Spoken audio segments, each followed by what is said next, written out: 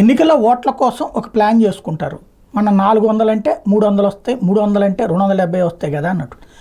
ఆ ఉద్దేశంతో నరేంద్ర మోడీ 400 సీట్లు 370 బీజేపీ కంటే దాన్ని కాస్త ఎవడికి తోచినటువంటిది వాడు ప్లాన్ చేసేసి రాజ్యాంగం మార్చేస్తారట అని కావాలని కాంగ్రెస్ వాళ్ళు దాన్ని ఏంటంటే అంత భారీ ఎత్తున పాజిటివ్ ఫీలింగ్ రాకుండా ఉండటం కోసం రాజ్యాంగాన్ని మార్చేస్తారంటే కొంతమంది నోటి తొత్తరగాళ్ళు చేసినటువంటి ప్రకటనతో రాజ్యాంగాన్ని మార్చేస్తారని అయోధ్యకు సంబంధించినటువంటి ఆ ప్రాంతానికి సంబంధించినటువంటి ఈ అభ్యర్థి మాట్లాడటం వీటితో రచ్చ నడిచింది.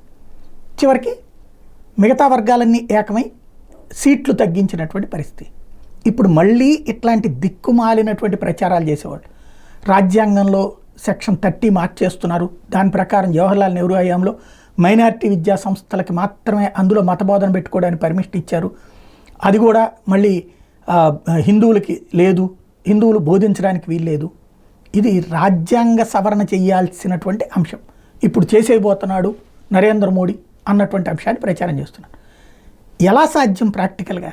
రాజ్యాంగ సవరణ చేసే బలం ఉందా ఇప్పుడు బీజేపీకి? లేదు. 2/3 మెజారిటీ కావాలి. ఇప్పుడు ఉంది హాఫ్ మెజారిటీనే. ఎలా చేస్తారు? అసలు పోనీ బీజేపీ చెప్పిందే వీళ్ళకి? వీళ్ళ మనసులో ఉండే ఫీలింగ్, వీళ్ళు నిజంగా అయితే హిందుత్వం బాగుపడాలని కోరుకునేవాళ్ళే. కానీ వీళ్ళు చేస్తున్న ఈ అతి వల్ల ప్రచారం నెగిటివ్ అవుతుంది. దానివల్ల ఏదేదో భయాందోళనలకు గురి చేసేస్తున్నారు. అవతల ఉన్నటువంటి మైనార్టీలు భయాందోళనకు గురి చేస్తున్నారు. నిజంగా కేంద్ర ప్రభుత్వం అట్లాంటి నిర్ణయం తీసుకునేటట్టయితే వాళ్ళు కన్విన్స్ చేస్తారు కదా. వీళ్ళకి ఇలా ఊహించేయడం, సోషల్ మీడియాలో పోస్టులు పెట్టాడు, దాన్ని కాపీలు పేస్టులు చేసాడు, ఫైనల్గా వచ్చేటప్పటికి ఏదో జరిగిపోతుందని మిగతా వర్గాల్లో ఆందోళన కలిగించడం.